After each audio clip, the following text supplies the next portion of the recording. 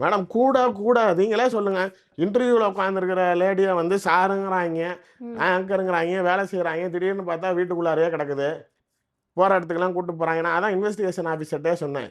Okay. என்னாண்ணே ஏண்ணே அப்படின்னா, தம்பி அவளை கூப்பிட்டு வந்து வீட்டுக்குள்ளே உடச்சிட்டு போகிறான், உள்ளேயே இருக்கிறான். ம். என்கொயரி கூப்பிட்டு வந்து கேட்டால் அவள் ஹவுஸ் ஓனருங்கிறா அப்படின்னாரு.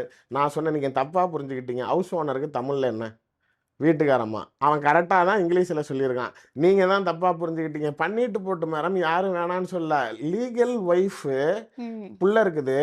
அவங்க வந்து செட்டில்மெண்ட் கேட்குறாங்க. Settlement in the sense maintenance கேட்குறாங்க அந்த ஓகே. பிள்ளைக்கு. எவ்வளோ கேட்குறாங்கன்னு நினைக்கிறீங்க? மாதம் ரூ. 5000 தரமாட்டேங்கிறாரு சவுக்கு. நாளைக்கு வந்து என்கிட்ட அவ்வளோ பணம் இல்லைன்னு நாளைக்கு ஃபைல் பண்ணுறாரு கோர்ட்டில். ஆனால் அதுக்கப்புறம் அந்த ஒய்ஃப் இல்லாமல் 3 ஒய்ஃபு. இவங்க 4வது.